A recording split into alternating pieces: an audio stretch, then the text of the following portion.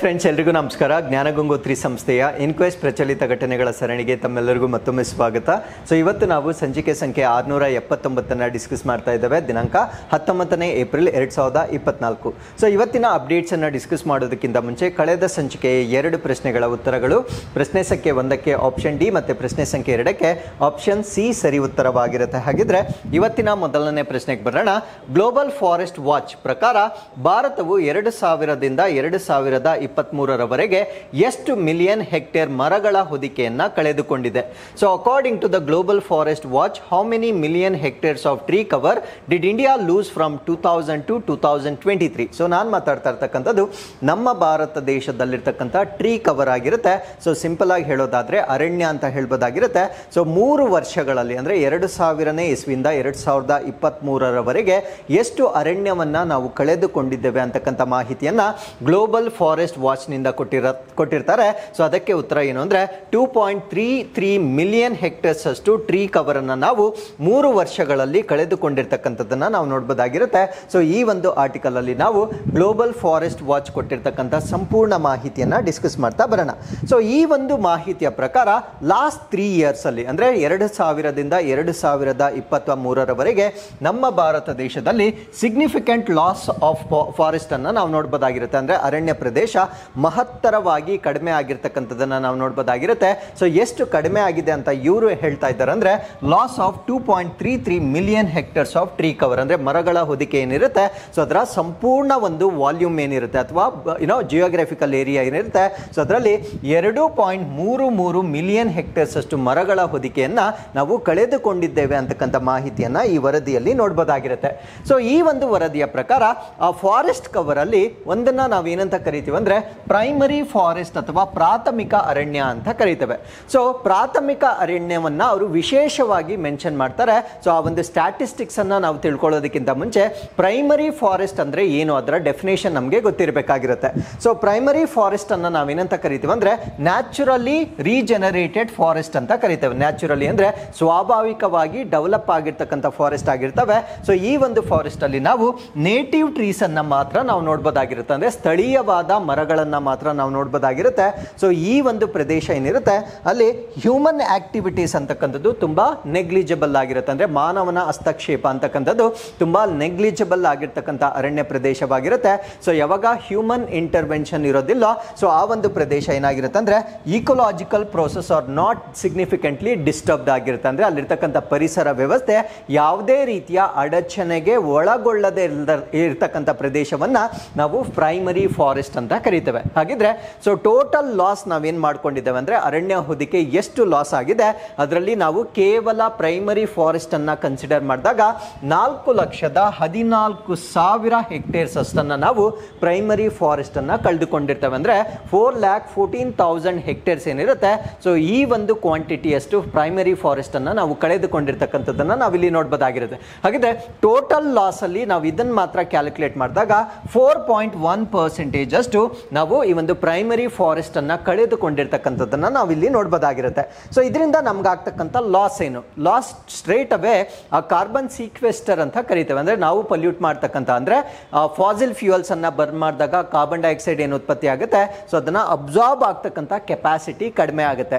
So ಇಷ್ಟು ಅರಣ್ಯವನ್ನ ನಾವು ಕಳೆದುಕೊಂಡಿರುವ ಕಾರಣದಿಂದ ಎಷ್ಟು ಕಾರ್ಬನ್ ಡೈಆಕ್ಸೈಡ್ ಅಬ್ಸಾರ್ಬಿಂಗ್ ಕೆಪಾಸಿಟಿ ಕಡಿಮೆ ಆಗಿರುತ್ತೆ ಅಂದ್ರೆ 51 million tons of carbon dioxide ನಮ್ಮ ವಾತಾವರಣದಲ್ಲಿರುತ್ತೆ. ಸೊ ಇದರಿಂದ ಜಾಗತಿಕ ತಾಪಮಾನ ಹೆಚ್ಚಾಗುತ್ತೆ. ನಾವೇ ಎಕ್ಸ್ಪೀರಿಯನ್ಸ್ ಮಾಡ್ತಾ ಇದ್ವಿ ಟೆಂಪರೇಚರ್ ಅಂತಕ್ಕಂಥದ್ದು. ಸೊ ನಾವಿರ್ತಕ್ಕಂಥ ಪ್ರದೇಶಗಳಲ್ಲಿ ಮುಂಚೆ ಎಷ್ಟಿತ್ತು ಅದಕ್ಕಿಂತ ಹೆಚ್ಚಿನ ತಾಪಮಾನವನ್ನ ನಾವು ಎಕ್ಸ್ಪೀರಿಯನ್ಸ್ ಮಾಡ್ತಾ ಇರ್ತಕ್ಕಂಥದ್ದನ್ನ ನೋಡಬಹುದಾಗಿರುತ್ತೆ. ಸೊ ಇದಕ್ಕೆ ಪ್ರಮುಖ ಕಾರಣ ಏನು ಅಂದ್ರೆ ನಮ್ಮ ಭಾರತ ದೇಶದ ಟ್ರೀ ಕವರ್ ಅಂತಕ್ಕಂಥದ್ದು ಕಡಿಮೆ ಆಗಿರ್ತಕ್ಕಂಥದ್ದು. ಸೊ ಇದಕ್ಕೆ ಸಿಗ್ನಿಫಿಕೆಂಟ್ ಆಗಿರ್ತಕ್ಕಂಥ ರೀಸನ್ ಆಗಿರುತ್ತೆ. ಸೊ ಹಾಗಿದ್ರೆ out of total states and union territories in India, ಭಾರತ ದೇಶದಲ್ಲಿರ್ತಕ್ಕಂಥ ಎಲ್ಲ ರಾಜ್ಯಗಳು ಮತ್ತು ಕೇಂದ್ರಾಡಳಿತ ಪ್ರದೇಶಗಳನ್ನು ನಾವು ತೆಗೆದುಕೊಂಡಾಗ ಕೇವಲ 5 ರಾಜ್ಯಗಳಲ್ಲಿ 60% of the tree cover loss ಆಗಿರ್ತಕ್ಕಂಥದ್ದನ್ನು ನಾವು ನೋಡಬಹುದಾಗಿರುತ್ತೆ. 100% ಸರ್ವೆ ಬಗ್ಗೆ ನಾನು ಡಿಸ್ಕಸ್ ಮಾಡ್ತಾ ಇದ್ದೇನೆ. ಅದರಲ್ಲಿ ಕೇವಲ 5 ರಾಷ್ಟ್ರಗಳಲ್ಲಿ 60% of the total tree cover loss ಆಗಿರ್ತಕ್ಕಂಥದ್ದನ್ನು ನಾವು ನೋಡಬಹುದಾಗಿರುತ್ತೆ. ಸೊ ಅದರಲ್ಲಿ ಟಾಪ್ ಅಲ್ಲಿ ಇರ್ತಕ್ಕಂಥ ಸ್ಟೇಟ್ ಯಾವ್ದಾಗಿರುತ್ತೆ ಅಂದ್ರೆ ಅಸ್ಸಾಂ ಮೊದಲನೇ ಸ್ಥಾನದಲ್ಲಿರ್ತಕ್ಕಂಥ ಒಂದು ರಾಜ್ಯವಾಗಿದೆ. ಆಗಿರುತ್ತೆ. ಅಂದರೆ ಟ್ರೀ ಕವರ್ ಲಾಸ್ ಆಗಿರ್ತಕ್ಕಂಥ ರಾಜ್ಯಗಳಲ್ಲಿ Assam is in the first position. 3,24,000 hectares ಅಷ್ಟು ಅರಣ್ಯ ಪ್ರದೇಶ ಅಲ್ಲಿ ನಾಶ ಆಗಿರುತ್ತೆ. ಸೊ ಎರಡನೇ ಸ್ಥಾನದಲ್ಲಿ ವಿ ಕ್ಯಾನ್ ಸಿ ಮಿಜೋರಾಂ, ಮೂರನೇ ಸ್ಥಾನದಲ್ಲಿ ನಾವು ಅರುಣಾಚಲ್ ಪ್ರದೇಶವನ್ನು ನೋಡ್ಬೋದಾಗಿರುತ್ತೆ. ಸೊ ನಾಲ್ಕನೇ ಸ್ಥಾನದಲ್ಲಿ ನಾಗಾಲ್ಯಾಂಡ್ ಮತ್ತೆ ಮಣಿಪುರ ಅನ್ನ ನೋಡ್ಬೋದಾಗಿರುತ್ತೆ. ಆಲ್ಮೋಸ್ಟ್ ನಾರ್ತ್ ಈಸ್ಟರ್ನ್ ಸ್ಟೇಟ್ಸ್ಗಳಲ್ಲಿ ಈ ಟ್ರೀ ಕವರ್ ಅಂತಕ್ಕಂಥದ್ದನ್ನ ಕಡಿಮೆ ಮಾಡ್ತಾ ಇರೋದನ್ನ ಅಥವಾ ಕಡಿಮೆ ಆಗ್ತಾ ಇರ್ತಕ್ಕಂಥದ್ದನ್ನ ಸೊ ಈ ಒಂದು ವರದಿಯ ಪ್ರಕಾರ ನಾವಿಲ್ಲಿ ನೋಡ್ಬೋದಾಗಿರುತ್ತೆ. ಸೊ ಅದಾದ್ಮೇಲೆ ಈ ಒಂದು ಫಾರೆಸ್ಟ್ ಕವರ್ ಅನ್ನ ನಾವು ಕಳೆದುಕೊಂಡಿರುವ ಕಾರಣದಿಂದ ಅಫ್ಕೋರ್ಸ್ ನಮ್ಗೆ ಏನಾಗುತ್ತಂದ್ರೆ ಎನ್ವೈರನ್ಮೆಂಟಲ್ ಇಂಪ್ಯಾಕ್ಟ್ಸ್ ಆಗುತ್ತೆ, ಅಂದ್ರೆ ಪರಿಸರದ ಮೇಲೆ ಪರಿಣಾಮ ಬೀರುತ್ತೆ. ಸೊ ಇದರಿಂದ ನಮ್ಮ ಬಯೋಡೈವರ್ಸಿಟಿ ಅಂದ್ರೆ ಜೀವ ವೈವಿಧ್ಯತೆ ಕಡಿಮೆ ಆಗುತ್ತೆ. ಹ್ಯಾಬಿಟ್ಯಾಟ್ ಡಿಸ್ಟ್ರಕ್ಷನ್ ಆಗುತ್ತೆ, ಅಂದ್ರೆ ವಾಸ ಸ್ಥಳಗಳು ಅಂದ್ರೆ ನಾವೆಲ್ಲ ಪ್ರಾಣಿಗಳ ವಾಸ ಸ್ಥಳಗಳು ಕಡಿಮೆ ಆಗುತ್ತೆ. ಸೊ ಅದಾದ್ಮೇಲೆ ಸಾಯಿಲ್ ಎರೋಷನ್, ಮಣ್ಣಿನ ಸವಕಳಿ ಆಗುತ್ತೆ. ರಿಡ್ಯೂಸ್ಡ್ ವಾಟರ್ ಅವೈಲಬಿಲಿಟಿ ಅಂದ್ರೆ ಅಂತರ್ಜಲದ ನೀರು ಕಡಿಮೆ ಆಗುತ್ತೆ. ಯಾಕಂದ್ರೆ ಫಾರೆಸ್ಟ್ ಕಡಿಮೆ ಆದ್ರೆ ರೇನ್ಫಾಲ್ ಕಡಿಮೆ ಆಗುತ್ತೆ, ರೇನ್ಫಾಲ್ ಕಡಿಮೆ ಆದ್ರೆ ಅಂಡರ್ ಗ್ರೌಂಡ್ ವಾಟರ್ ಕಡಿಮೆ ಆಗ್ತಕ್ಕಂಥದ್ದನ್ನ ನಾವಿಲ್ಲಿ ನೋಡ್ಬೋದಾಗಿರುತ್ತೆ. ಸೊ ಅದಾದ್ಮೇಲೆ ಇದರಿಂದ ಕಾರ್ಬನ್ ಸಿಕ್ವೆಸ್ಟ್ರೇಷನ್ ಕೂಡ ಕಡಿಮೆ ಆಗುತ್ತೆ. ನಾನು ಮುಂಚೆನೆ ಹೇಳಿದೆ ಕಾರ್ಬನ್ ಡೈಆಕ್ಸೈಡ್ ಅಂತಕ್ಕಂಥದ್ದು ಫಾರೆಸ್ಟ್ ಇದ್ರೆ ಅದು ಅಬ್ಸಾರ್ಬ್ ಆಗ್ತಾ ಇತ್ತು. ಸೊ ಯಾವಾಗ ಫಾರೆಸ್ಟ್ ಅನ್ನ ಕಳೆದುಕೊಳ್ತೇವೆ ಆವಾಗ ಗ್ರೀನ್ ಹೌಸ್ ಗ್ಯಾಸಸ್ ಅಥವಾ ಹಸಿರು ಮನೆ ಇಂಧನಗಳು ಜಾಸ್ತಿಯಾಗಿ ಗ್ಲೋಬಲ್ ವಾರ್ಮಿಂಗ್ ಅಥವಾ ಜಾಗತಿಕ ತಾಪಮಾನ ಜಾಸ್ತಿ ಆಗ್ತಕ್ಕಂಥದ್ದನ್ನ ನಾವು ನೋಡ್ಬೋದಾಗಿರುತ್ತೆ. ಸೊ ಇದರಿಂದ ನಮ್ಮ ಇಕೋಲಾಜಿಕಲ್ ಬ್ಯಾಲೆನ್ಸ್ ಅಥವಾ ಪರಿಸರ ವ್ಯವಸ್ಥೆಯಲ್ಲಿ ಒಂದು ಪಿರಮಿಡ್ ಇರುತ್ತೆ. ಸೊ ಈ ಒಂದು ಪಿರಮಿಡ್ ಡಿಸ್ಟರ್ಬ್ ಆಗ್ತಕ್ಕಂಥ ಒಂದು ಸಾಧ್ಯತೆಯನ್ನ ಸೊ ಈ ಒಂದು ಫಾರೆಸ್ಟ್ ಕವರ್ ಕಳೆದುಕೊಂಡಿರುವ ಕಾರಣದಿಂದ ನಾವಿಲ್ಲಿ ವಿಟ್ನೆಸ್ ಮಾಡಬಹುದಾಗಿರುತ್ತೆ. So with this let's get into question number 2. ಸೊ ಎರಡನೇ ಪ್ರಶ್ನೆ, ಅಯೋಧ್ಯೆ ರಾಮ ಮಂದಿರದಲ್ಲಿ ಸೂರ್ಯ ತಿಲಕ್ ವಿದ್ಯಮಾನವನ್ನು ಅಭಿವೃದ್ಧಿಪಡಿಸಿದವರು ಯಾರು? So who develop the Surya Tilak phenomenon at Ayodhya Rama temple? So Ayodhya Rama temple ನಲ್ಲಿ ಸೊ ಈ ಒಂದು ಶ್ರೀರಾಮನವಮಿ ದಿನಾಂಕದಂದು ಅಥವಾ ಆ ದಿನದಂದು ಸೂರ್ಯನ ಬೆಳಕು ಆ ರಾಮ್ಲಲ್ಲಾ ಅಂತ ನಾವೇನು ಹೇಳ್ತೇವೆ ಸೊ ಅವರ ಫೋರ್ ಹೆಡ್ ಅಥವಾ ಹಣೆಯ ಮೇಲೆ ಬೀಳುವ ರೀತಿಯಲ್ಲಿ ಒಂದು ಟೆಕ್ನಾಲಜಿಯನ್ನ ಅಭಿವೃದ್ಧಿಪಡಿಸಿರ್ತಾರೆ. ಸೊ ಇದು ನ್ಯಾಚುರಲ್ ಫಿನಾಮಿನನ್ ಆಗಿರೋದಿಲ್ಲ. ಸೊ ಇದೊಂದು ತಂತ್ರಜ್ಞಾನದ ಮುಖಾಂತರ ಮಾಡಿರ್ತಕ್ಕಂಥ ಒಂದು ಫಿನಾಮಿನನ್ ಆಗಿರುತ್ತೆ. ಸೊ ಇದನ್ನ ಡೆವಲಪ್ ಮಾಡಿರ್ತಕ್ಕಂಥವ್ರು ಯಾರು ಅನ್ನೋದು ನಮ್ಮ ಪ್ರಶ್ನೆ ಆಗಿರುತ್ತೆ. ಈ ಪ್ರಶ್ನೆಗೆ ಸರಿಯಾದ ಉತ್ತರ Indian Institute of Astrophysics Bengaluru. So ನಮ್ಮ ಬೆಂಗಳೂರಿನಲ್ಲಿರ್ತಕ್ಕಂಥ ಇಂಡಿಯನ್ ಇನ್ಸ್ಟಿಟ್ಯೂಟ್ ಆಫ್ ಆಸ್ಟ್ರೋಫಿಸಿಕ್ಸ್ ನಿಂದ ಡೆವಲಪ್ ಆಗಿರ್ತಕ್ಕಂಥ ಒಂದು ಸಿಸ್ಟಮ್ ಇದಾಗಿರುತ್ತೆ. ಸೊ ಪ್ರತಿ ವರ್ಷ ಇನ್ಮೇಲೆ ಶ್ರೀರಾಮ ನವಮಿ ದಿನಾಂಕದಂದು 11:58 AM ನಿಂದ ಸ್ಟಾರ್ಟ್ ಆಗಿ ಸೊ 12:03 PM ವರೆಗೆ ಸೊ ಈ ಒಂದು ಸೂರ್ಯನ ಬೆಳಕು ರಾಮನ ಹಣೆಯ ಮೇಲೆ ಬೀಳೋ ರೀತಿಯಲ್ಲಿ ಒಂದು ಟೆಕ್ನಾಲಜಿಯನ್ನ ಡೆವಲಪ್ ಮಾಡಿರ್ತಾರೆ.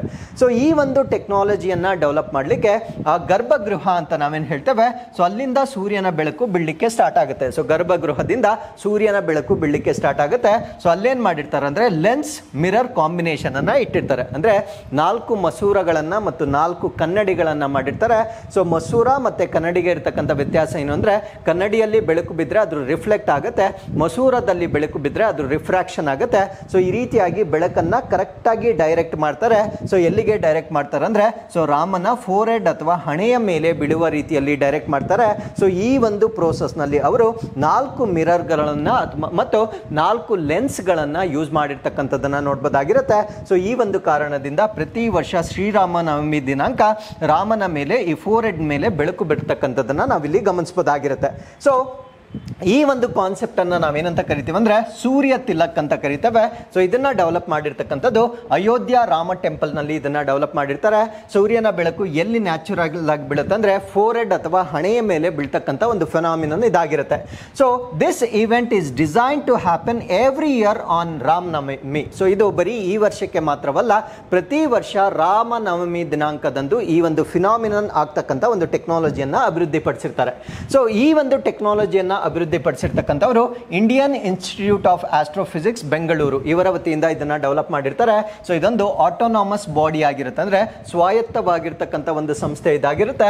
So it comes under the department of science and technology, ಅಂದ್ರೆ ನಮ್ಮ ಭಾರತ ದೇಶದ ವಿಜ್ಞಾನ ಮತ್ತು ತಂತ್ರಜ್ಞಾನ ಇಲಾಖೆಯ ಅಡಿಯಲ್ಲಿ ಬರ್ತಕ್ಕಂಥ ಒಂದು ಸ್ವಾಯತ್ತವಾದ ಸಂಸ್ಥೆ ಆಗಿರುತ್ತೆ. ಸೊ ಈ ಒಂದು ಟೆಕ್ನಾಲಜಿಯನ್ನ ಅಭಿವೃದ್ಧಿಪಡಿಸುವಲ್ಲಿ ಇವರು ನಿರ್ಣಾಯಕ ಪಾತ್ರವನ್ನ ವಹಿಸಿರ್ತಕ್ಕಂಥ ಒಂದು ಸಂಸ್ಥೆ ಆಗಿರುತ್ತೆ.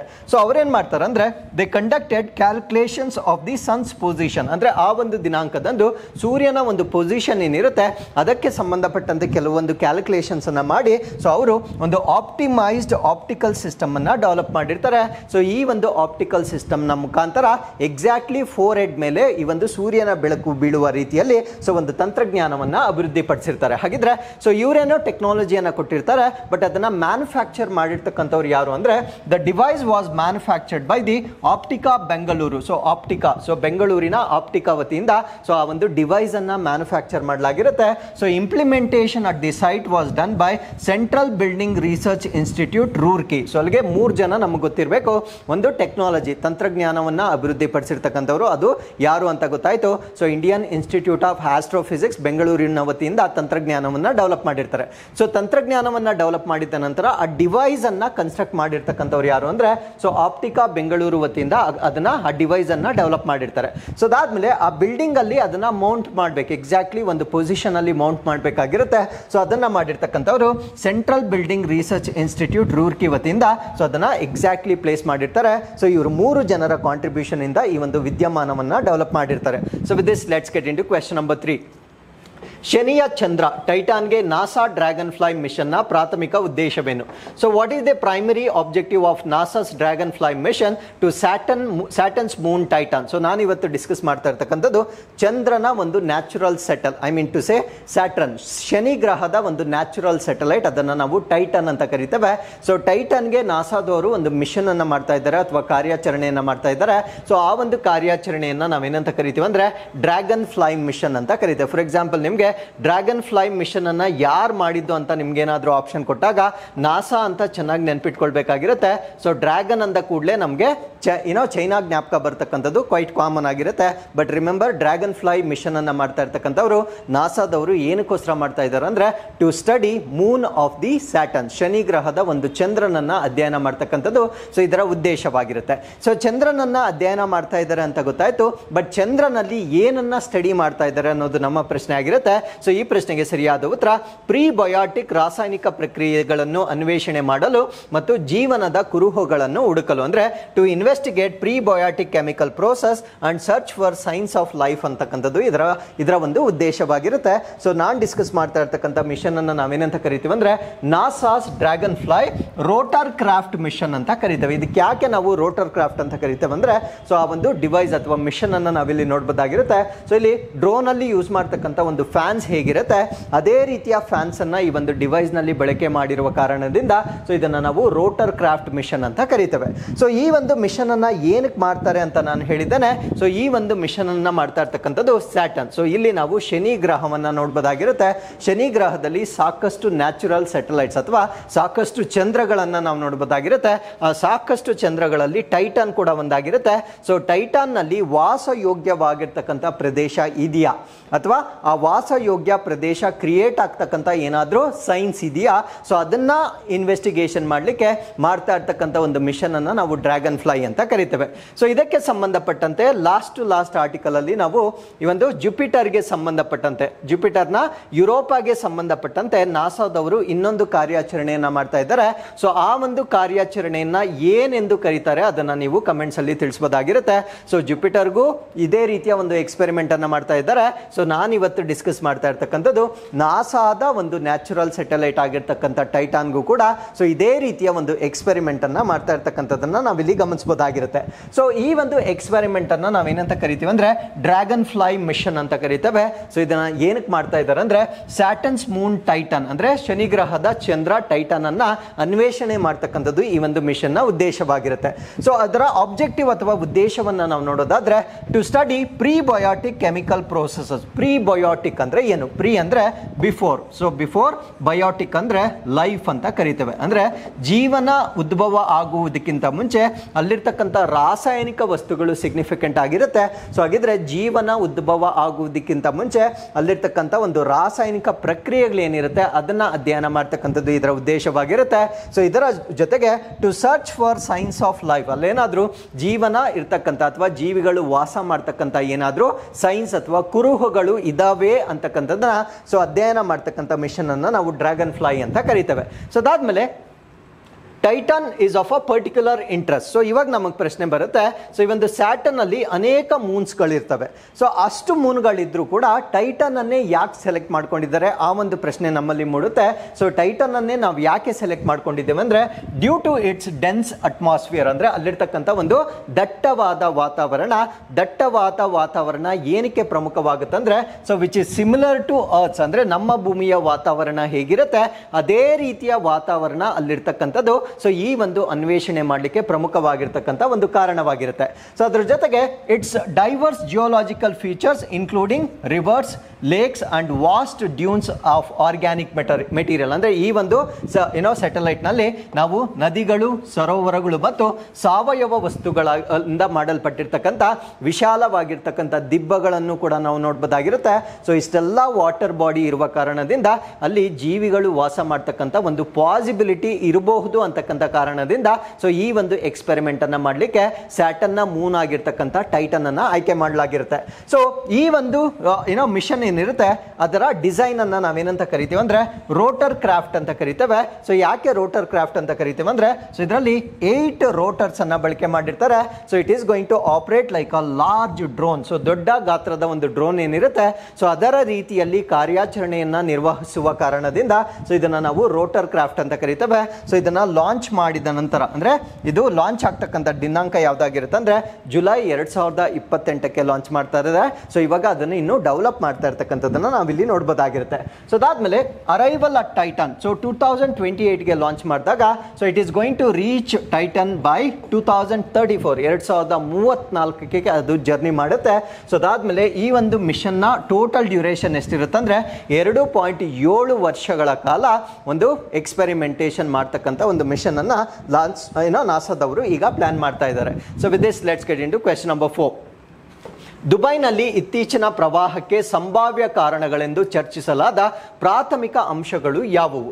So what are the primary factors debated as potential causes of the recent floods in Dubai? So ದುಬೈನಲ್ಲಿ ನೀವು ನ್ಯೂಸ್ ಅನ್ನು ನೋಡಿದ್ರೆ ಸೊ ಒಂದೇ ದಿನ lot of rain has happened. So ತುಂಬಾ ತೀವ್ರವಾಗಿರ್ತಕ್ಕಂಥ ಮಳೆ ಆಗಿರ್ತಕ್ಕಂಥದ್ದನ್ನ ನಾವಿಲ್ಲಿ ನೋಡಬಹುದಾಗಿರುತ್ತೆ. ಹಾಗಿದ್ರೆ ಸೊ ಈ ಒಂದು ಮಳೆಗೆ ಕಾರಣವಾಗಿರ್ತಕ್ಕಂಥ ಅಂಶಗಳು ಏನು ಅನ್ನೋದನ್ನ ಪ್ರಿಡಿಕ್ಟ್ ಮಾಡಿರ್ತಾರೆ.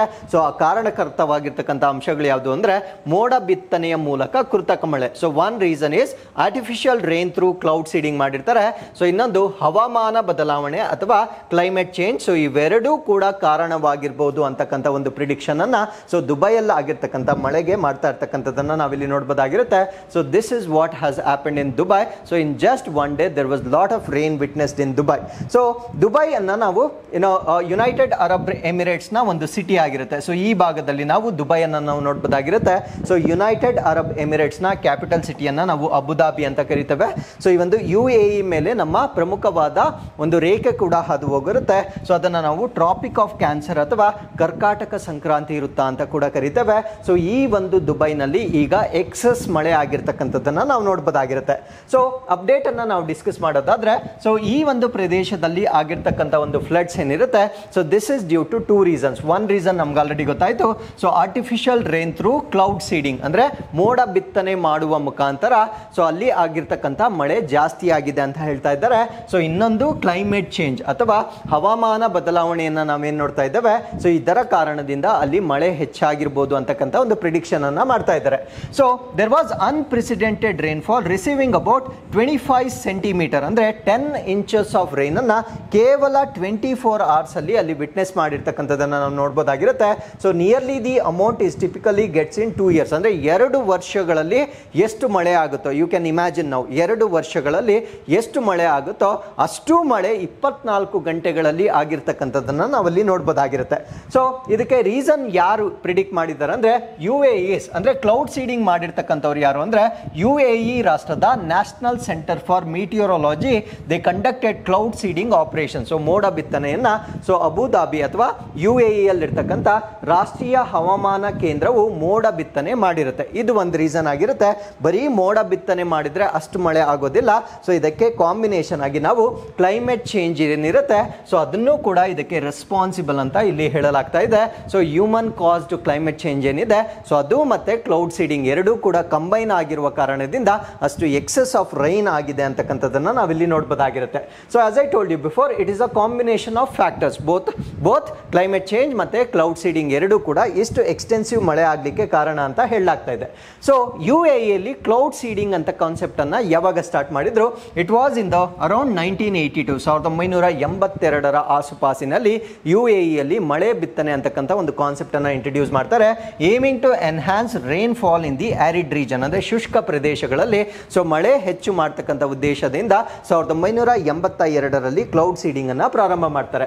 ಸೊ ಈ ಒಂದು ಪ್ರೋಗ್ರಾಮ್ ನಲ್ಲಿ they uses advanced technology and collaborates with the international research organisations, ಅಂದ್ರೆ ಅಂತಾರಾಷ್ಟ್ರೀಯ ಸಂಶೋಧನಾ ಸಂಸ್ಥೆಗಳೊಂದಿಗೆ ಕೊಲಾಬರೇಷನ್ ಮಾಡಿಕೊಳ್ಳುವ ಮುಖಾಂತರ ಸೊ ಈ ಒಂದು ಕ್ಲೌಡ್ ಸೀಡಿಂಗ್ ಅನ್ನ ಅವರು ಮಾಡ್ತಾ ಇದ್ದಾರೆ. ಸೊ ಅದಾದ್ಮೇಲೆ ಈ ಒಂದು ಕ್ಲೌಡ್ ಸೀಡಿಂಗ್ ಬಗ್ಗೆ ಹೆಚ್ಚಿನ ಮಾಹಿತಿನ ತಿಳ್ಕೊಳ್ಳೋದಾದ್ರೆ, ಸೊ ನಮಗೆ ಗೊತ್ತಿರ್ತಕ್ಕಂಥ ಡೆಫಿನೇಷನ್ ಏನು ಅಂದ್ರೆ, ಕ್ಲೌಡ್ ಸೀಡಿಂಗ್ ಅನ್ನ ಕೇವಲ ಮಳೆ ಬರ್ಸ್ಲಿಕ್ಕೆ ಮಾಡ್ತಾರೆ ಅಂತ ನಮಗೆ ಗೊತ್ತಿರುತ್ತೆ.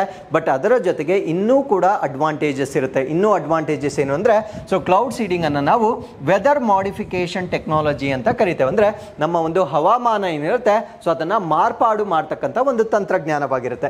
ಸೊ ಏನಕ್ಕೆ ಈ ತಂತ್ರಜ್ಞಾನವನ್ನ ನಾವು ಯೂಸ್ ಮಾಡ್ತೀವಿ ಅಂದ್ರೆ, ಎನ್ಹಾನ್ಸ್ ಪ್ರಿಸಿಪಿಟೇಷನ್ ಅಂದ್ರೆ ಮಳೆ ಬೀಳ್ತಕ್ಕಂಥದ್ದನ್ನ ಜಾಸ್ತಿ ಮಾಡ್ತಕ್ಕಂಥದ್ದು, ಮಿಟಿಗೇಟ್ ಹೇಲ್ ಅಂತ ಕರಿತೇವೆ. ಅಂದ್ರೆ ಸೊ ಈ ಒಂದು ಆಲಿಕಲ್ಲು ಏನ್ ಬೀಳುತ್ತೆ ಸೊ ಅದರ ಪ್ರಮಾಣವನ್ನ ಕಡಿಮೆ ಮಾಡ್ಲಿಕ್ಕೂ ಕೂಡ ನಾವು ಕ್ಲೌಡ್ ಸೀಡಿಂಗ್ ಅನ್ನ ಮಾಡಬಹುದಾಗಿರುತ್ತೆ. ಸೊ ಅದಾದ್ಮೇಲೆ ಡಿಸ್ಪರ್ಸ್ ಫಾಗ್ ಅಂತ ಕರಿತೇವೆ. ಫಾಗ್ ಅಂದ್ರೆ ಈ ಮಂಜು ಏನಿರುತ್ತೆ ಸೊ ಅದನ್ನ ಡಿಸ್ಪರ್ಸ್ ಮಾಡ್ಲಿಕ್ಕೂ ಕೂಡ ನಾವು ಕ್ಲೌಡ್ ಸೀಡಿಂಗ್ ಟೆಕ್ನಾಲಜಿಯನ್ನ ಬಳಸಬಹುದಾಗಿರುತ್ತೆ. ಹಾಗಿದ್ರೆ ಕ್ಲೌಡ್ ಸೀಡಿಂಗ್ ಟೆಕ್ನಾಲಜಿಯಲ್ಲಿ ಬಳಸ್ತಕ್ಕಂಥ ಕೆಮಿಕಲ್ಸ್ ಯಾವುದು ಅಂತ ಎಕ್ಸಾಮ್ ಅಲ್ಲಿ ಕೇಳ್ತಾರೆ.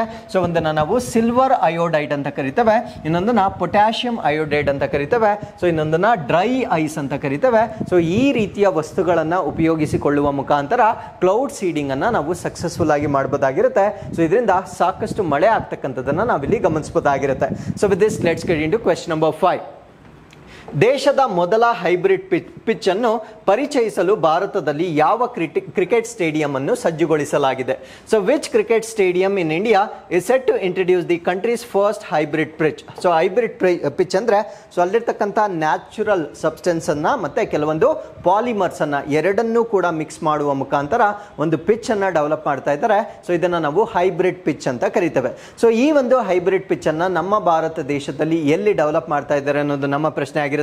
ಸೊ ಈ ಪ್ರಶ್ನೆಗೆ ಸರಿಯಾದ ಉತ್ತರ ಹಿಮಾಚಲ ಪ್ರದೇಶ ಕ್ರಿಕೆಟ್ ಸಂಸ್ಥೆ ಕ್ರೀಡಾಂಗಣ, ಅದಿರ್ತಕ್ಕಂಥದ್ದು ಧರ್ಮಶಾಲಾದಲ್ಲಿರ್ತಕ್ಕಂಥ ಈ ಒಂದು ಕ್ರಿಕೆಟ್ ಕ್ರೀಡಾಂಗಣದಲ್ಲಿ ಸೊ ಹೈಬ್ರಿಡ್ ಪಿಚ್ ಅನ್ನ ನಮ್ಮ ಭಾರತ ದೇಶದಲ್ಲಿ ಡೆವಲಪ್ ಮಾಡ್ತಾ ಇದ್ದಾರೆ. So as I told you before, this is in the state of Himachal Pradesh. So ಹಿಮಾಚಲ ಪ್ರದೇಶದ ಈ ಭಾಗದಲ್ಲಿ ಧರ್ಮಶಾಲಾ ಬರುತ್ತೆ, ಅಲ್ಲಿರ್ತಕ್ಕಂಥ ಕ್ರಿಕೆಟ್ ಸ್ಟೇಡಿಯಂ ಅಲ್ಲಿ ಹೈಬ್ರಿಡ್ ಪಿಚ್ ಅನ್ನ ಕ್ರಿಕೆಟ್ ಆಡ್ಲಿಕ್ಕೆ ಹೈಬ್ರಿಡ್ ಪಿಚ್ ಅನ್ನ ಡೆವಲಪ್ ಮಾಡ್ತಾ ಇದ್ದಾರೆ.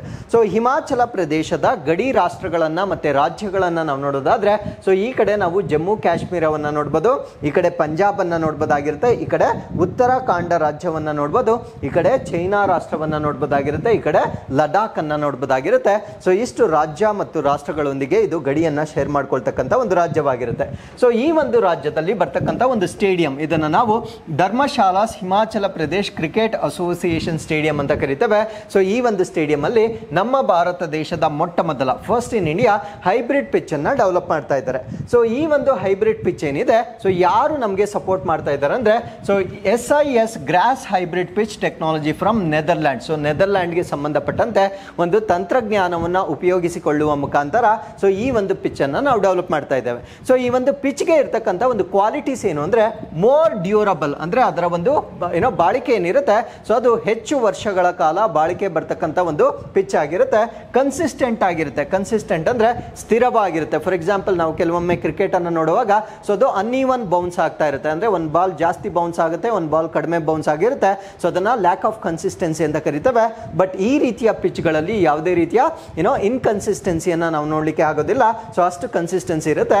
ಅದಾದ್ಮೇಲೆ ಹೈ ಪರ್ಫಾರ್ಮಿಂಗ್ ಪ್ಲೇಯಿಂಗ್ ಸರ್ಫೇಸ್ ಆಗಿರುತ್ತೆ, ಅಂದ್ರೆ ಉತ್ತಮವಾಗಿ ಪ್ರದರ್ಶನವನ್ನು ನೀಡ್ತಕ್ಕಂಥ ಒಂದು ಮೇಲ್ಮೈಯನ್ನ ನಾವೇನಂತ ಕರಿತೀವಿ ಅಂದ್ರೆ ಹೈಬ್ರಿಡ್ ಪಿಚ್ ಅಂತ ಕರಿತೇವೆ. ಸೊ ಅದಾದ್ಮೇಲೆ ಈ ಒಂದು ಹೈಬ್ರಿಡ್ ಪಿಚ್ ಅನ್ನ ನಾವು ಯಾಕೆ ಹೈಬ್ರಿಡ್ ಅಂತ ಯಾಕೆ ಕರಿತೀವಿ ಅಂದ್ರೆ, it is is the combination of natural turf, ಅಂದ್ರೆ ಅಲ್ಲಿರ್ತಕ್ಕಂಥ ನೈಸರ್ಗಿಕ ಟರ್ಫ್ ಅನ್ನ ಮತ್ತೆ ಕೆಲವೊಂದು ಸ್ಮಾಲ್ ಪರ್ಸೆಂಟೇಜ್ ಆಫ್ ಪಾಲಿಮರ್ಸ್ ಅನ್ನ ಬಳಕೆ ಮಾಡ್ತಾರೆ.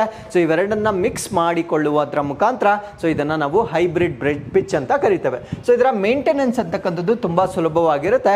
ಸೊ ಇದೇನಾದ್ರೂ ಸಕ್ಸಸ್ಫುಲ್ ಆದರೆ ಇದೇ ರೀತಿಯ ಪಿಚ್ ಅನ್ನ ಎಲ್ಲಾ ಕಡೆ ಮಾಡ್ತಕ್ಕಂಥ ಉದ್ದೇಶದ ಕಾರಣದಿಂದ ಸೊ ಇದನ್ನ ಟ್ರಯಲ್ ಬೇಸಿಸ್ ಮೇಲೆ ಇಲ್ಲಿ ಡೆವಲಪ್ ಮಾಡಿರ್ತಕ್ಕಂಥದ್ದನ್ನ ನಾವು ನೋಡಬಹುದಾಗಿರುತ್ತೆ. So with this let's get into question number 6. Astra Mark II air to air ಕ್ಷಿಪಣಿಗಳ ಸ್ಟ್ರೈಕ್ ರೇಂಜ್ ಎಷ್ಟು? So what is the strike range of Astra mark II air to air missile? So ನಾನು ಮಾತಾಡ್ತಾ ಇರ್ತಕ್ಕಂಥದ್ದು ಒಂದು ಕ್ಷಿಪಣಿ ಅಥವಾ ಮಿಸೈಲ್ ಆಗಿರುತ್ತೆ. So ಈ ಒಂದು ಮಿಸೈಲ್ ಅನ್ನ ನಾವು ಆಸ್ಟ್ರಾ ಮಾರ್ಕ್ II ಅಂತ ಕರಿತೇವೆ. ಸೊ ಇದರ ವ್ಯಾಪ್ತಿ ಎಷ್ಟು ಅನ್ನೋದು ನಮ್ಮ ಪ್ರಶ್ನೆ ಆಗಿರುತ್ತೆ. ಈ ಪ್ರಶ್ನೆಗೆ ಸರಿಯಾದ ಉತ್ತರ 130 ಕಿಲೋಮೀಟರ್ ವರೆಗೂ ಇದನ್ನ ನಾವು ಕ್ಷಿಪಣಿಯಾಗಿ ಬಳಕೆ ಮಾಡಬಹುದಾಗಿರುತ್ತೆ. ಸೊ ಈ ಒಂದು ಕ್ಷಿಪಣಿಯ ಬಗ್ಗೆ ಇರತಕ್ಕಂಥ ಅಪ್ಡೇಟ್ ಏನು ಅಂದ್ರೆ, defence ministry to test Astra mark II air to air missile. So ಈ ಒಂದು ಆಸ್ಟ್ರಾ ಮಾರ್ಕ್ II ಏನಿದೆ, ಸೊ ಇದನ್ನ ಡಿಫೆನ್ಸ್ ಮಿನಿಸ್ಟ್ರಿ ಅಥವಾ ನಮ್ಮ ಭಾರತ ದೇಶದ ರಕ್ಷಣಾ ಸಚಿವಾಲಯ ಈಗ ಪರೀಕ್ಷೆಯನ್ನ ಮಾಡ್ತಾ ಇರುವ ಕಾರಣದಿಂದ ಇದು ಸುದ್ದಿಯಲ್ಲಿರ್ತಕ್ಕಂಥ ಒಂದು ಮಿಸೈಲ್ ಆಗಿರುತ್ತೆ. ಸೊ ಈ ಒಂದು ಮಿಸೈಲ್ ಅನ್ನ ನಾವೇನಂತ ಕರಿತೀವಿ ಅಂದ್ರೆ ಆಸ್ಟ್ರಾ ಮಾರ್ಕ್ II ಅಂತ ಕರಿತೇವೆ. ನೆನ್ಪಿಟ್ಕೊಳ್ಳಿ, ಸೊ ಇದು ಏರ್ ಟು ಏರ್ ಮಿಸೈಲ್ ಆಗಿರುತ್ತೆ. ಅಂದ್ರೆ ವಾಯುವಿನಿಂದ ವಾಯುವಿಗೆ ಹಾರ್ತಕ್ಕಂಥ ಒಂದು ಮಿಸೈಲ್ ಅನ್ನ ನಾವೇನಂತ ಕರಿತೀವಿ ಅಂದ್ರೆ ಆಸ್ಟ್ರಾ ಮಾರ್ಕ್ II ಅಂತ ಕರಿತೇವೆ. ಸೊ ಇದರ ಸ್ಟ್ರೈಕಿಂಗ್ ರೇಂಜ್ ನಮಗೆ ಪ್ರಶ್ನೆಯಲ್ಲೇ ಗೊತ್ತಾಗಿದೆ, 130 ಕಿಲೋಮೀಟರ್ಸ್ ಅನ್ನ ರೀಚ್ ಮಾಡಬಹುದಾಗಿರ್ತಕ್ಕಂಥ ಸಾಮರ್ಥ್ಯವನ್ನ ಹೊಂದಿರುತ್ತೆ. ಸೊ ಈ ಒಂದು ಆಸ್ಟ್ರಾ ಮಾರ್ಕ್ II ಅನ್ನ ನಾವು ಬಳಕೆ ಮಾಡ್ತಾ ಇರುವ ಕಾರಣದಿಂದ it is design to boost the aerial combat capacities. Aerial ಅಂದ್ರೆ ಗಾಳಿಯಲ್ಲಿ ನಮಗೆ ಒಂದು ಡಿಫೆನ್ಸ್ ಏನ್ ಬೇಕಾಗಿರುತ್ತೆ. ಸೊ ವಾಯುವಿನಲ್ಲಿ ನಮ್ಗೆ ಏನಾದ್ರೂ ಥ್ರೆಟ್ಸ್ ಬಂದಾಗ ಸೊ ಅಥವಾ ವಾಯುವಿನಲ್ಲಿ ನಮ್ಮ ಒಂದು ಡಿಫೆನ್ಸ್ ಅನ್ನ ಇನ್ಕ್ರೀಸ್ ಮಾಡ್ಕೊಳ್ಳಿಕ್ಕೆ ಇದು ಸಪೋರ್ಟ್ ಆಗ್ತಕ್ಕಂಥ ಒಂದು ಸಿಸ್ಟಮ್ ಆಗಿರುತ್ತೆ. ಸೊ ಇದರ ಬಗ್ಗೆ ನಾವು ಹೆಚ್ಚಿನ ಮಾಹಿತಿನ ತಿಳ್ಕೊಳ್ಳೋದಾದ್ರೆ, ಸೊ ಇದನ್ನ ಡೆವಲಪ್ ಮಾಡಿರ್ತಕ್ಕಂಥವ್ರು ಅಂದ್ರೆ ನಮ್ಮ ಭಾರತ ದೇಶದ DRDO is developing a special motor to extend the missiles range. So ಈ ಒಂದು ಮಿಸೈಲ್ ರೇಂಜ್ ನಮ್ಗೆ ಎಷ್ಟು ಅಂತ ಗೊತ್ತಾಯ್ತು. ಸೊ 130 ಕಿಲೋಮೀಟರ್ಸ್ ವರೆಗೆ ಇದು ರೀಚ್ ಆಗುತ್ತೆ. ಸೊ ಈ ಒಂದು ರೇಂಜ್ ಅನ್ನ ಇನ್ನೂ ಕೂಡ ಎನ್ಹಾನ್ಸ್ ಮಾಡಲಿಕ್ಕೆ DRDO ವತಿಯಿಂದ ಒಂದು ಸ್ಪೆಷಲ್ ಮೋಟರ್ ಅನ್ನ ಇದಕ್ಕೋಸ್ಕರ ಡೆವಲಪ್ ಮಾಡ್ತಾ ಇದ್ದಾರೆ. ಸೊ ಇದರ ಪ್ರಸ್ತುತವಾಗಿರ್ತಕ್ಕಂಥ ಪರಿಸ್ಥಿತಿ ಅಥವಾ ಕರೆಂಟ್ ಸ್ಟೇಟಸ್ ಅನ್ನ ನಾವು ನೋಡೋದಾದ್ರೆ, Astra mark I with range of up to 100 kilometres is already in service. ನಾನು ಇವತ್ತು ಡಿಸ್ಕಸ್ ಮಾಡ್ತಾ ಇರ್ತಕ್ಕಂಥದ್ದು ಆಸ್ಟ್ರಾ ಮಾರ್ಕ್ II. ಇದನ್ನಿನ್ನು ಟ್ರಯಲ್ಸ್ ಅನ್ನ ಮಾಡ್ತಾ ಇದ್ದಾರೆ ಅಥವಾ ಪ್ರಯೋಗಗಳನ್ನ ಮಾಡ್ತಾ ಇದ್ದಾರೆ. ಬಟ್ ಆಸ್ಟ್ರಾ ಮಾರ್ಕ್ I ಅಂತಕ್ಕಂಥದ್ದು ಆಲ್ರೆಡಿ ಇದು ನಮ್ಮ ಸೇನೆಯ ಸರ್ವಿಸ್ ಅಲ್ಲಿರ್ತಕ್ಕಂಥ ಒಂದು ಮಿಸೈಲ್ ಆಗಿರುತ್ತೆ. ಸೊ ಇದರ ಒಂದು ರೇಂಜ್ ಎಷ್ಟಿರುತ್ತೆ ಅಂದ್ರೆ 100 ಕಿಲೋಮೀಟರ್ಸ್ ವರೆಗೂ ಇದರ ವ್ಯಾಪ್ತಿಯನ್ನ ನಾವು ನೋಡಬಹುದಾಗಿರುತ್ತೆ. ಸೊ ಇದನ್ನ ಎಲ್ಲಿ ಬಳಕೆ ಮಾಡ್ತಾ ಇದ್ದಾರೆ ಅಂದ್ರೆ ಇಂಡಿಯನ್ ಏರ್ ಫೋರ್ಸ್ ಮತ್ತೆ ನೇವಿಯಲ್ಲಿ ಬಳಕೆ ಮಾಡ್ತಾ ಇರ್ತಕ್ಕಂಥ ಒಂದು ಮಿಸೈಲ್ ಆಗಿರುತ್ತೆ. ಸೊ ಇದರ ಕೀ ಫೀಚರ್ಸ್ ಅಂದ್ರೆ ವಿಶೇಷವಾಗಿರ್ತಕ್ಕಂಥ ಲಕ್ಷಣಗಳನ್ನ ನಾವು ನೋಡೋದಾದ್ರೆ, ಸೊ ಇದನ್ನ ನಾವು advanced air to air missile ಅಂತ ಕರಿತೇವೆ. ಅಂದ್ರೆ ಸುಧಾರಿತವಾಗಿರ್ತಕ್ಕಂಥ ವಾಯುವಿನಿಂದ ವಾಯುವಿಗೆ ಹಾರ್ತಕ್ಕಂಥ ಒಂದು ಕ್ಷಿಪಣಿ ಆಗಿರುತ್ತೆ. ಸೊ ಇದನ್ನ ಡೆವಲಪ್ ಮಾಡಿರ್ತಕ್ಕಂಥವ್ರು ನಮ್ಮ ಭಾರತ ದೇಶದ defence research and development organisation ಅಥವಾ DRDO ವತಿಯಿಂದ ಇದನ್ನ ಡೆವಲಪ್ ಮಾಡಿರ್ತಾರೆ. ಸೊ ಇದರ ರೇಂಜ್ ಕೆಪಾಸಿಟಿ ಬಂದು ನಾನು ಹೇಳ್ತಾ ಇರ್ತಕ್ಕಂಥದ್ದು ಟೋಟಲ್ ರೇಂಜ್ ಬಂದು, ಸೊ ಇದರ ಈ ಒಂದು ಕ್ಯಾಟಗರಿಯಲ್ಲಿ ಬರ್ತಕ್ಕಂಥ ಮಿಸೈಲ್ಗಳು ಏನಿರ್ತವೆ, ಸೊ ಇದು 160 ಕಿಲೋಮೀಟರ್ ವರೆಗೂ ರೀಚ್ ಆಗ್ತಕ್ಕಂಥ ಒಂದು ಸಾಮರ್ಥ್ಯವನ್ನ ನಾವಿಲ್ಲಿ ನೋಡಬಹುದಾಗಿರುತ್ತೆ.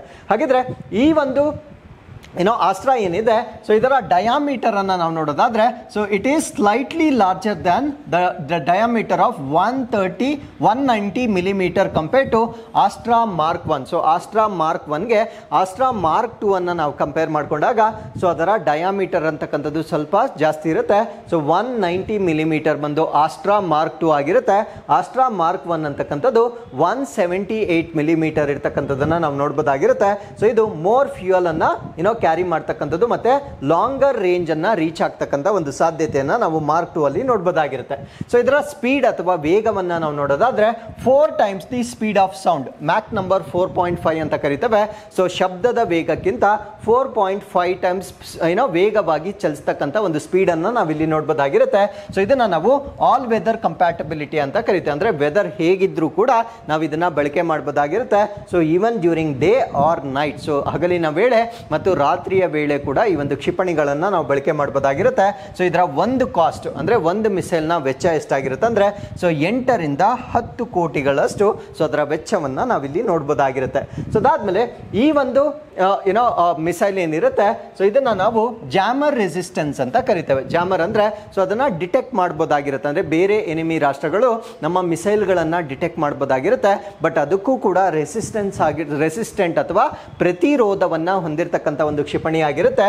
ಸೊ ಏನಕ್ಕೆ ಅಂದ್ರೆ ಇದರಲ್ಲಿ indigenous AESA radar speaker manufactured by Bharat electronics limited ಅಂದ್ರೆ BEL ವತಿಯಿಂದ ಮ್ಯಾನುಫ್ಯಾಕ್ಚರ್ ಆಗಿರ್ತಕ್ಕಂಥ ಒಂದು ರೆಡಾರ್ ಸೀಕರ್ ಅನ್ನ ಇದರಲ್ಲಿ ಬಳಕೆ ಮಾಡಿರುವ ಕಾರಣದಿಂದ ಸೊ ಇದನ್ನ ನಾವು ಜಾಮರ್ ಫ್ರೀ ಅಂತ ಹೇಳ್ಬೋದಾಗಿರುತ್ತೆ. ಸೊ ಇದರ ಕಂಪ್ಯಾಟಿಬಿಲಿಟಿಯನ್ನ ನಾವು ನೋಡೋದಾದ್ರೆ ಅಂದ್ರೆ ಇದನ್ನ ಯಾವ ಯಾವ ಏರ್ ಕ್ರಾಫ್ಟ್ ಗಳಲ್ಲಿ ನಾವು ಬಳಕೆ ಮಾಡಬಹುದು ಅಂದ್ರೆ ಸುಖಾಯ್ 30 ಮಾರ್ಕ್ 1 ಅಲ್ಲಿ ಯೂಸ್ ಮಾಡಬಹುದು, ಲೈಟ್ ಕಂಬ್ಯಾಟ್ ಏರ್ ಕ್ರಾಫ್ಟ್ಸ್ ಗಳಲ್ಲಿ ಯೂಸ್ ಮಾಡಬಹುದಾಗಿರುತ್ತೆ. ಸೊ ಮಾರ್ಕ್ 1A ಅಲ್ಲಿ ಮಿರಾಜ್ 2000 ಮತ್ತೆ MiG 29 ಗಳಲ್ಲಿ ಸುಲಭವಾಗಿ ಬಳಕೆ ಮಾಡಬಹುದಾಗಿರ್ತಕ್ಕಂಥ ಮಿಸೈಲ್ ಅನ್ನ ನಾವು ಆಸ್ಟ್ರಾ ಮಾರ್ಕ್ 2 ಅಂತ ಕರೀತೇವೆ. So with this let's get into question number 7. So CDP Suraksha Bharat ಸರ್ಕಾರದ ಹೊಸ ಡಿಜಿಟಲ್ ವೇದಿಕೆಯ ಉದ್ದೇಶವೇನು?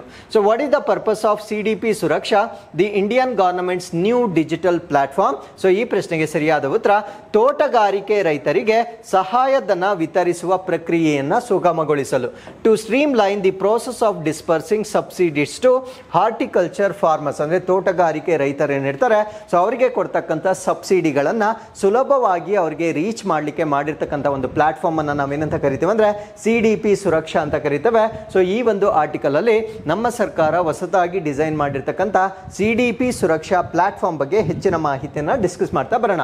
ಸೊ ಇದೊಂದು ನ್ಯೂ ಡಿಜಿಟಲ್ ಪ್ಲಾಟ್ಫಾರ್ಮ್ ಆಗಿರುತ್ತೆ. ಸೊ ಈ ಒಂದು ಪ್ಲಾಟ್ಫಾರ್ಮ್ ಅನ್ನ ಯಾರಿಗೋಸ್ಕರ ಮಾಡಿರ್ತಾರೆ ಅಂದ್ರೆ ಹಾರ್ಟಿಕಲ್ಚರ್ ಫಾರ್ಮರ್ಸ್ಗೆ ಅಂದ್ರೆ ತೋಟಗಾರಿಕೆ ರೈತರಿಗೆ ಮಾಡ್ತಾರೆ. ಸೊ ಅವರಿಗೆ ಬರ್ತಕ್ಕಂಥ ಸಬ್ಸಿಡಿಯನ್ನ ಸುಲಭವಾಗಿ ಅವರಿಗೆ ತಲುಪಿಸ್ತಕ್ಕಂಥದ್ದು ಇದರ ಗುರಿ ಆಗಿರುತ್ತೆ. ಹಾಗಿದ್ರೆ what is the full form of Suraksha ಅಂತ ಕೇಳೋದಾದ್ರೆ system for unified resource allocation knowledge and secure horticulture assistance ಅಂತ ಕರೀತೇವೆ. ಅಂದ್ರೆ ಏಕೀಕೃತ ಸಂಪನ್ಮೂಲ ಹಂಚಿಕೆ, ಜ್ಞಾನ ಮತ್ತು ಸುರಕ್ಷಿತ ತೋಟಗಾರಿಕೆ ಸಹಾಯಕ್ಕಾಗಿ ಒಂದು ಸಿಸ್ಟಮ್ ಅಂತ ಕರೀತೇವೆ, ಅದನ್ನು ನಾವು ಸುರಕ್ಷಾ ಅಂತ ಕರೀತೇವೆ. ಸೊ ಈ ಒಂದು ಸುರಕ್ಷಾದ ಪರ್ಪಸ್ ಏನು ಅಂದ್ರೆ instant disbursal of subsidies directly into farmers bank account ಅಂದ್ರೆ ರೈತರ ಬ್ಯಾಂಕ್ ಖಾತೆ ಏನಿರುತ್ತೆ ಸೊ ಅದಕ್ಕೆ ನೇರವಾಗಿ ಹಣವನ್ನು ವರ್ಗಾವಣೆ ಮಾಡ್ತಕ್ಕಂಥದ್ದು ಇದರ ಉದ್ದೇಶವಾಗಿರುತ್ತೆ. So the platform integrates the database with PM Kisan UIDIA validation ಅಂದ್ರೆ ನಮ್ಮ ಆಧಾರ್ ಕಾರ್ಡ್ ಆಗಿರ್ಬೋದು. ಸೊ ಅದಾದ್ಮೇಲೆ ಲೋಕಲ್ ಗವರ್ಮೆಂಟ್ ಡೈರೆಕ್ಟರೀಸ್ ಏನಿರುತ್ತೆ ಸೊ ಎಲ್ಲದರ ಜೊತೆ ಇಂಟಿಗ್ರೇಟ್ ಆಗಿರ್ತಕ್ಕಂಥ ಒಂದು ಪ್ಲಾಟ್ಫಾರ್ಮ್ ಅನ್ನ ಸೊ ಈಗ ಭಾರತ ಸರ್ಕಾರ ಡೆವಲಪ್ ಮಾಡಿರುತ್ತೆ. So with this we have come to snippets. So world haemophilia day ಅಥವಾ ವಿಶ್ವ ಹಿಮೋಫಿಲಿಯಾ ದಿನದ ಬಗ್ಗೆ ನಾವು ಡಿಸ್ಕಸ್ ಮಾಡ್ತಾ ಇದ್ದೇವೆ. ಸೊ ಈ ಒಂದು ದಿನವನ್ನ ಪ್ರತಿ ವರ್ಷ 17ನೇ ಏಪ್ರಿಲ್ ತಾರೀಕು ಆಚರಣೆ ಮಾಡಲಾಗುತ್ತೆ. ಸೊ ಹಿಮೋಫಿಲಿಯಾ ಅಂತಕ್ಕಂಥದ್ದು ಒಂದು ಜೆನೆಟಿಕ್ ಡಿಸಾರ್ಡರ್ ಆಗಿರುತ್ತೆ, ಅಂದ್ರೆ ಅನುವಂಶೀಯ ಕಾಯಿಲೆ ಆಗಿರುತ್ತೆ. ಸೊ ಈ ಒಂದು ಅನುವಂಶೀಯ ಕಾಯಿಲೆ ಬಂದಾಗ ಸೊ ಏನಾದರೂ ಇಂಜುರಿ ಆದಾಗ ಅಂದ್ರೆ ನಮ್ಮ ದೇಹಕ್ಕೆ ಏನಾದರೂ ಕಟ್ಸ್ ಆದಾಗ so usually after some time blood clot ಆಗಬೇಕು. ಬಟ್ ಹಿಮೋಫಿಲಿಯಾ ಆದಾಗ ರಕ್ತ ಹೆಪ್ಪುಗಟ್ಟೋದಿಲ್ಲ. ಸೊ ಅವಾಗ ನಿರಂತರವಾಗಿ ಬ್ಲೀಡಿಂಗ್ ಆಗಿ ಆ ವ್ಯಕ್ತಿ ಸಾವಾಗ್ತಕ್ಕಂಥ ಒಂದು ಸಾಧ್ಯತೆ ಇರುತ್ತೆ. ಸೊ ಈ ಒಂದು ಕಾಯಿಲೆಯನ್ನು ನಾವು ಹಿಮೋಫಿಲಿಯಾ ಅಂತ ಕರಿತೇವೆ. ಸೊ ಹಿಮೋಫಿಲಿಯಾ ಆಗ್ಲಿಕ್ಕೆ ಕಾರಣ ಏನಂದ್ರೆ ನಮ್ಮ ದೇಹದಲ್ಲಿ ಕ್ಲಾಟಿಂಗ್ ಫ್ಯಾಕ್ಟರ್ಸ್ ಇರುತ್ತೆ. ಕ್ಲಾಟಿಂಗ್ ಫ್ಯಾಕ್ಟರ್ಸ್ ಅಂದ್ರೆ ಹೆಪ್ಪುಗಟ್ಟುವ ಅಂಶಗಳು ಅಂತ ಕರಿತೇವೆ. ಸೊ ಈ ಒಂದು ಹೆಪ್ಪುಗಟ್ಟುವ ಅಂಶಗಳನ್ನ ಡೆವಲಪ್ ಮಾಡ್ತಕ್ಕಂಥ ಒಂದು ಜೀನ್ ಏನಿರುತ್ತೆ ಆ ಜೀನಲ್ಲಿ ಡಿಫೆಕ್ಟ್ ಆಗಿರುತ್ತೆ. ಸೊ ಯಾವಾಗ ಆ ಜೀನಲ್ಲಿ ಡಿಫೆಕ್ಟ್ ಆಗುತ್ತೆ ಸೊ ಈ ಒಂದು ಕ್ಲಾಟಿಂಗ್ ಫ್ಯಾಕ್ಟರ್ಸ್ ನಮ್ಮ ದೇಹದಲ್ಲಿ ಉತ್ಪತ್ತಿ ಆಗೋದಿಲ್ಲ. So once these clotting factors are not going to be developed in our body, so if there is a small cut or injury to our body so there will be continuous bleeding till the death of the person. So that is called as haemophilia ಅಂತ ಕರೀತೇವೆ. So ಹಾಗಿದ್ರೆ ಈ ಒಂದು ಕಾಯಿಲೆಯಲ್ಲಿ ಪ್ರಮುಖವಾಗಿರ್ತಕ್ಕಂಥ 2 clotting factors ಯಾವ್ದು miss ಆಗಿರುತ್ತೆ ಅಂದ್ರೆ see there are so many clotting factors in our body. So but haemophilia is related to only 2 clotting factors. So ಒಂದನ್ನು ನಾವು ಕ್ಲಾಟಿಂಗ್ ಫ್ಯಾಕ್ಟರ್ ನಂಬರ್ 8 ಅಂತ ಕರಿತೇವೆ, ಇನ್ನೊಂದನ್ನು ನಾವು ಕ್ಲಾಟಿಂಗ್ ಫ್ಯಾಕ್ಟರ್ ನಂಬರ್ 9 ಅಂತ ಕರಿತೇವೆ. ಸೊ 8 + 9 ಸೊ ಎರಡನ್ನು ನೀವು ಸಮ್ ಮಾಡಿದ್ರೆ 17 ಬರುತ್ತೆ. ಸೊ ಈ ಒಂದು ದಿನವನ್ನು ನಾವು 17th ಏಪ್ರಿಲ್ ಆಚರಣೆ ಮಾಡ್ತಕ್ಕಂಥದ್ದನ್ನು ನಾವಿಲ್ಲಿ ನೋಡ್ಬೋದಾಗಿರುತ್ತೆ. ಸೊ ಕ್ಲಾಟಿಂಗ್ ಫ್ಯಾಕ್ಟರ್ 8 ಮಿಸ್ ಆದಾಗ ಸೊ ಕ್ಲಾಟಿಂಗ್ ಫ್ಯಾಕ್ಟರ್ 8 ಅನ್ನು ನಾವೇನಂತ ಕರಿತೀವಿ ಅಂದ್ರೆ ಆಂಟಿ ಹಿಮೋಫಿಲಿಕ್ ಫ್ಯಾಕ್ಟರ್ A ಅಂತ ಕರಿತೇವೆ. ಸೊ ಈ ಒಂದು ಫ್ಯಾಕ್ಟರ್ ಏನಾದರೂ ಮಿಸ್ ಆದರೆ ಸೊ ಆ ಕಾಯಿಲೆಯನ್ನು ನಾವು ಹಿಮೋಫಿಲಿಯಾ A ಅಂತ ಕರಿತೇವೆ. ಸಪೋಸ್ ಕ್ಲಾಟಿಂಗ್ ಫ್ಯಾಕ್ಟರ್ 9 ಏನಾದರೂ ಮಿಸ್ ಆದರೆ ಸೊ ಈ ಒಂದು ಕಾಯಿಲೆಯನ್ನು ನಾವೇನಂತ ಏನಂತ ಕರಿತೀವಿ ಅಂದರೆ ಹಿಮೋಫಿಲಿಯಾ ಬಿ ಅಂತ ಕರಿತೇವೆ. ಸೊ 2 ರೀತಿಯ ಹಿಮೋಫಿಲಿಯಾವನ್ನು ನಾವು ನೋಡ್ಬೋದಾಗಿರುತ್ತೆ. ಸೊ ಒಂದನ್ನು ಹಿಮೋಫಿಲಿಯಾ ಎ ಅಂತ ಕರಿತೇವೆ, ಸೊ ಇನ್ನೊಂದನ್ನು ಹಿಮೋಫಿಲಿಯಾ ಬಿ ಅಂತ ಕರಿತೇವೆ. ಸೊ ನಾನು ಹೇಳಿರ್ತಕ್ಕಂಥ ಮಾಹಿತಿಯನ್ನು ಇಲ್ಲೂ ಕೂಡ ಕೊಟ್ಟಿರ್ತೇನೆ, ನೀವು ನೋಡ್ಕೊಳ್ಬೋದಾಗಿರುತ್ತೆ. ಸೊ ಈ ಒಂದು ಕಾಯಿಲೆಗೆ ಬೇರೆ ಬೇರೆ ಹೆಸರು ಕೂಡ ಇದೆ. ಇದನ್ನು ನಾವು ರಾಯಲ್ ಡಿಸೀಸ್ ಅಂತ ಕರಿತೇವೆ, ಬಿಕಾಸ್ ಮೊಟ್ಟ ಮೊದಲನೇ ಬಾರಿಗೆ ಇದು ರಾಯಲ್ ಫ್ಯಾಮಿಲೀಸ್ಗಳಲ್ಲಿ ಕಾಣಿಸಿಕೊಂಡಿರ್ತಕ್ಕಂಥ ಒಂದು ಕಾಯಿಲೆ ಆಗಿರುತ್ತೆ. ಸೊ ರಕ್ತಸ್ರಾವ ನಿರಂತರವಾಗಿ ಆಗುವ ಕಾರಣದಿಂದ ಇದನ್ನ ಬ್ಲೀಡರ್ಸ್ ಡಿಸೀಸ್ ಅಂತ ಕೂಡ ಕರೀತಾರೆ. ಸೊ ಈ ಒಂದು ಕಾಯಿಲೆ ಬಗ್ಗೆ ಅವೇರ್ನೆಸ್ ಅನ್ನ ಕ್ರಿಯೇಟ್ ಮಾಡಲಿಕ್ಕೆ ಸೊ ಏಪ್ರಿಲ್ 17ನೇ ತಾರೀಕು ಸೊ ಇದಕ್ಕೆ ಸಂಬಂಧಪಟ್ಟಂತೆ ಒಂದು ದಿನವನ್ನ ಆಚರಣೆ ಮಾಡಲಾಗುತ್ತೆ. ಸೊ ಈ ವರ್ಷದ ಥೀಮ್ ಏನಾಗಿರುತ್ತೆ ಅಂದ್ರೆ equitable access for all, recognising all bleeders disorders, ಅಂದ್ರೆ ಎಲ್ಲರಿಗೂ ಸಮಾನ ಪ್ರವೇಶ, ಎಲ್ಲಾ ರಕ್ತಸ್ರಾವದ ಅಸ್ವಸ್ಥತೆಗಳನ್ನ ಗುರುತಿಸುವುದು. ಸೊ ಈ ವರ್ಷದ ಒಂದು ಥೀಮ್ ಆಗಿರುತ್ತೆ. So with this let's get into the article number 9. So government to establish cotton test labs in 6 states for Kasturi cotton. So ಒಂದು ಕಾಟನ್ ವೆರೈಟಿ, ಈ ಕಾಟನ್ ವೆರೈಟಿಯನ್ನು ನಾವೇನಂತ ಕರಿತೀವಿ ಅಂದರೆ ಕಸ್ತೂರಿ ಕಾಟನ್ ಅಂತ ಕರಿತೇವೆ. ಸೊ ಈ ಒಂದು ಕಾಟನ್ ಸ್ವಲ್ಪ ವಿಶೇಷವಾಗಿರ್ತಕ್ಕಂಥ ಕ್ವಾಲಿಟೀಸನ್ನು ಹೊಂದಿರುತ್ತೆ. ಸೊ ಇದು ಇಂಟರ್ನ್ಯಾಷನಲ್ ಮಾರ್ಕೆಟ್ನಲ್ಲಿ ತುಂಬ ಬೇಡಿಕೆ ಇರತಕ್ಕಂಥ ಒಂದು ಕಾಟನ್ ಆಗಿರುತ್ತೆ. ಸೊ ನಮ್ಮ ಭಾರತ ದೇಶದಲ್ಲೂ ಕೂಡ ಈ ಜಾತಿಗೆ ಅಥವಾ ಈ ಒಂದು ವೆರೈಟಿ ಆಫ್ ಕಾಟನ್ ಏನಿರುತ್ತೆ, ಸೊ ಇದನ್ನ ಇನ್ನೂ ಕೂಡ ಇಂಪ್ರೂವ್ ಮಾಡಲಿಕ್ಕೆ ಸೊ ಅದಕ್ಕೆ ಪರೀಕ್ಷೆ ಮಾಡ್ತಕ್ಕಂಥ ಅಂದರೆ ಅದರ ಗುಣಮಟ್ಟವನ್ನು ಪರೀಕ್ಷೆ ಮಾಡ್ತಕ್ಕಂಥ ಲ್ಯಾಬೊರೇಟರೀಸ್ಗಳನ್ನು ನಮ್ಮ ಭಾರತ ದೇಶದ 6 ರಾಜ್ಯಗಳಲ್ಲಿ ಡೆವಲಪ್ ಮಾಡ್ತಾ ಇದ್ದಾರೆ. ಆ 6 ರಾಜ್ಯಗಳು ಯಾವ್ದ್ಯಾವುದು ಅಂತ ಈ ಆರ್ಟಿಕಲ್ ಅಲ್ಲಿ ನಾವು ಡಿಸ್ಕಸ್ ಮಾಡ್ತಾ ಬರೋಣ. ಸೊ ಆ ಕಾಟನ್ ಹೆಸರು ನೆನ್ಪಿಟ್ಕೊಳ್ಳಿ, ಇದನ್ನು ನಾವು ಕಸ್ತೂರಿ ಕಾಟನ್ ಅಂತ ಕರಿತೇವೆ. ಸೊ ಆ ರಾಜ್ಯಗಳು ಯಾವ್ದ್ಯಾವುದು ಅಂದರೆ Maharashtra, Tamil Nadu, Haryana, Punjab, Gujarat, including our state, ನಮ್ಮ ಕರ್ನಾಟಕ. ಸೊ ಇಲ್ಲಿ ಈ ಒಂದು ಕಾಟನ್ ಅನ್ನ ಪರೀಕ್ಷೆ ಮಾಡ್ತಕ್ಕಂಥ ಒಂದು ಲ್ಯಾಬೊರೇಟರೀಸ್ಗಳನ್ನು ಸ್ಟಾರ್ಟ್ ಮಾಡ್ತಾ ಇದ್ದಾರೆ. ಏನಕ್ಕೆ ಅಂದರೆ ನಮ್ಮ ಭಾರತ ದೇಶದಲ್ಲಿ ಬೆಳೀತಕ್ಕಂಥ ಕಸ್ತೂರಿ ಕಾಟನ್ ಸೊ ಇದನ್ನ ಗ್ಲೋಬಲ್ ಬ್ರ್ಯಾಂಡ್ ಮಾಡುವ ಕಾರಣದಿಂದ ಸೊ ಇದರ ಪರೀಕ್ಷೆಯನ್ನ ಮಾಡ್ತಕ್ಕಂಥ ಲ್ಯಾಬ್ಸ್ಗಳನ್ನು ಡೆವಲಪ್ ಮಾಡ್ತಾ ಇದ್ದಾರೆ. So these labs would be set up in convergence with the bureau of Indian standards, ಅಂದ್ರೆ ನಮ್ಮ ಭಾರತ ದೇಶದ ಒಂದು ಸ್ಟ್ಯಾಂಡರ್ಡ್ ಟೆಸ್ಟಿಂಗ್ ಏನಿರುತ್ತೆ ಸೊ ಅದನ್ನ ಬಿಸ್ ಅಂತ ಕರಿತೇವೆ, ಅಂದ್ರೆ ಬ್ಯೂರೋ ಆಫ್ ಇಂಡಿಯನ್ ಸ್ಟ್ಯಾಂಡರ್ಡ್ಸ್ ಏನಿರುತ್ತೆ ಸೊ ಅದರ ಟೆಸ್ಟಿಂಗ್ ಫೆಸಿಲಿಟೀಸ್ಗಳನ್ನು ಉಪಯೋಗಿಸ್ಕೊಂಡು ಸೊ ಈ ಒಂದು ಲ್ಯಾಬೊರೇಟರಿಗಳನ್ನು ನಮ್ಮ ಭಾರತ ದೇಶದಲ್ಲಿ ಅಭಿವೃದ್ಧಿಪಡಿಸ್ತಾರೆ. So India aims to compete with global cotton brands such as Supima and Giza. So ಜಾಗತಿಕವಾಗಿ 2 ಕಾಟನ್ಗೆ ಬಹಳಷ್ಟು ಬೇಡಿಕೆ ಇರುತ್ತೆ. ಒಂದನ್ನು ನಾವು ಸುಪೀಮಾ ಮತ್ತೆ ಗೀಜಾ ಅಂತ ಕರಿತೇವೆ. ಸೊ ಇದರ ಮೇಲೆ ಕಾಂಪಿಟೇಷನ್ ಅನ್ನ ಕೊಡ್ತಕ್ಕಂಥದ್ದು ಸೊ ಈ ಒಂದು ಇನಿಷಿಯೇಟಿವ್ನ ಉದ್ದೇಶವಾಗಿರುತ್ತೆ. ಸೊ ಈ ಸುಪೀಮಾ ಮತ್ತೆ ಗೀಜಾ ಅಂತ ನಾವೇನು ಹೇಳ್ತೇವೆ, ದೇ ಆರ್ ಎಕ್ಸೆಪ್ಷನಲಿ ಸಾಫ್ಟ್ ಆಗಿರುತ್ತೆ, ಅಂದ್ರೆ ಅತ್ಯಂತ ಮೃದುವಾಗಿರ್ತಕ್ಕಂಥ ಒಂದು ಕಾಟನ್ ಆಗಿರುತ್ತೆ. ಸ್ಟ್ರೆಂತ್ ಅಂದ್ರೆ ಅದರ ಸಾಮರ್ಥ್ಯ, ಸ್ಟ್ರೆಂತ್ ಜಾಸ್ತಿ ಇರುತ್ತೆ, ಅದರ ಬಾಳಿಕೆ ಅಥವಾ ಡ್ಯೂರಬಿಲಿಟಿ ಕೂಡ ಜಾಸ್ತಿ ಇರುತ್ತೆ. ಸೊ ಇದಕ್ಕೆ ಕಾಂಪೀಟ್ ಮಾಡುವ ಉದ್ದೇಶದಿಂದ ನಮ್ಮ ಭಾರತ ದೇಶದ ಕಸ್ತೂರಿ ಕಾಟನ್ ಅನ್ನ ಹೆಚ್ಚು ಕ್ವಾಲಿಟಿ ಮಾಡಲಿಕ್ಕೆ 6 ರಾಜ್ಯಗಳಲ್ಲಿ ಈಗ ಲ್ಯಾಬೊರೇಟರೀಸ್ಗಳನ್ನು ಪ್ರಾರಂಭ ಮಾಡ್ತಾ ಇದ್ದಾರೆ. ಸೊ ಇಲ್ಲಿಗೆ ಇವತ್ತಿನ ಎಲ್ಲ ಪ್ರಚಲಿತ ಘಟನೆಗಳು ಕಂಪ್ಲೀಟ್ ಆಗಿರುತ್ತೆ. So with this we have come to inquest challenge number 679. You can just pause the video, so go through the questions and give us the answers. So this is question number 1 and this is question number 2. So ಇಲ್ಲಿಗೆ ಇವತ್ತಿನ ಎಲ್ಲ updates complete ಆಗಿರುತ್ತೆ. So ಮತ್ತೊಮ್ಮೆ ನಾಳಿನ ಅಪ್ಡೇಟ್ಸ್ನೊಂದಿಗೆ ನಾನು ನಿಮ್ಮನ್ನ ಭೇಟಿ ಆಗ್ತೇನೆ. ಸೊ ಅಲ್ಲಿವರೆಗೂ keep reading, take care of your selves and thank you very much for watching this.